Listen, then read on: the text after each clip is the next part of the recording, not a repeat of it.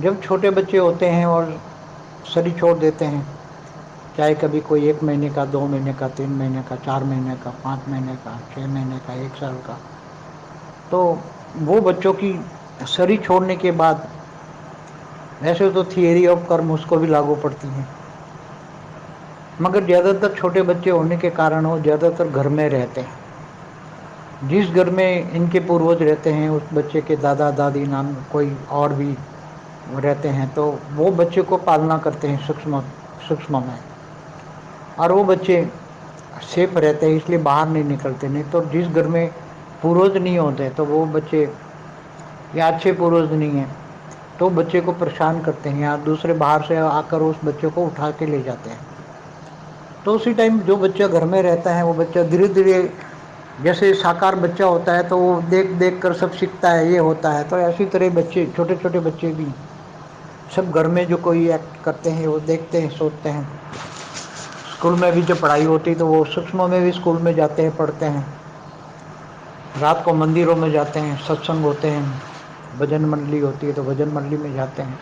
तो जो साकार बच्चे करते हैं छोटे छोटे, वही काम वो करते हैं। मगर उनकी अच्छी जब आत्माएं होती हैं, छोटे बच्चों की कई बार अच्छी आत्माएं होती हैं, तो ऐसी अच्छी आत्माओं को कहीं दूर जाने का चांस कोई न कोई आत्मा के द्वारा मिल जाता है। मैंने कई बार बोला है कि सूक्ष्मतम से, जैसे हिमालय से कई हिंदू धर्म की कई अच्छी आत्माएं ऊपर से आती हैं और सभी आत्माओं को जो रात को मंदिरों में या सत्संगों में इकट्ठी होती हैं, वहाँ सबको ज्ञान से समझाते हैं कि हम तुम्हें 4 धाम की यात्रा कराएंगे, तुम चलो बद्रीनाथ, केदारनाथ, गंगोत्री, यमुनोत्री, ये तुम्हें 4 धाम की यात्रा कराएंगे, तुम्हें ले जाएंगे कि वहाँ मानसरोवर में तपस्या करो, और फिर अगर तुम्हारी इच्छा है तो कैलाश पहाड़ से ऊपर से जाने का, शिवपुरी जाने का, या नीचे बद्रीनाथ जो है,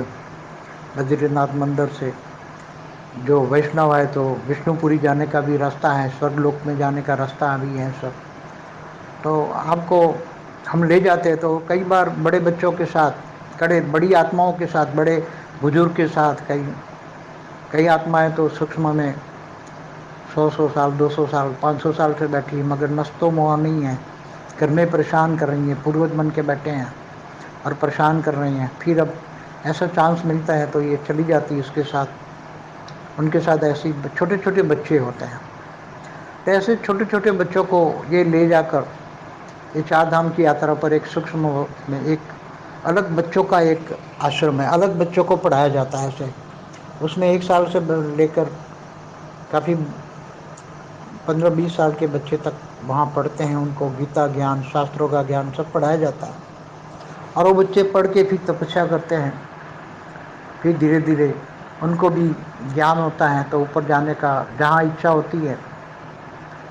तो वो स्वर्ग में जाते हैं। कोई वहाँ से स्वर्ग में जाने का, या कोई शिवपुरी जाने का, या विष्णुपुरी जाने का रास्ता सिलेक्ट करता है। तो ऐसी तरह सूक्ष्म अवतरण में भी बहुत ऐसे आश्रम, जैसे मैंने बोला नहीं, हिमालय में बहुत बड़े ज्ञानगंज जैसे आश्रम बहुत बेहिसाब गोले में होते हैं। गोले किसी का 1000 का गोला, किसी का 500 का गोला, 300 का, बड़े बड़े गोले में पूरा हिमालय, 3000 किलोमीटर रेंज का हिमालय तपस्वी सूक्ष्म अवतरण में तपस्वी आत्माओं का से भरा पड़ा है। तो ये सभी आत्माएं तपस्या करके आत्माओं में पावर ला के वहाँ कैलाश मानसरोवर में शिव शक्ति रहती हैं, गणेश कार्तिकेय सब परिवार के साथ रहते हैं सब। उनके दर्शन सूक्ष्म में दर्शन होते हैं, मनुष्यों को नहीं होता। सूक्ष्म अवतरण में जब वो त्याग तपस्या करती है तब दर्शन होते हैं, त्यागी तपस्वी बनती है तब दर्शन होता है। फिर इनको स्वर्ग में जाने का या ऊपर के लोकों में जाने का परमिशन मिलती है, वहाँ से ही मिलती है, शंकर पार्वती के पास से ही मिलती है, वहाँ से ही मिलती है, और ऊपर के लोकों में वहाँ से जाते हैं लोग।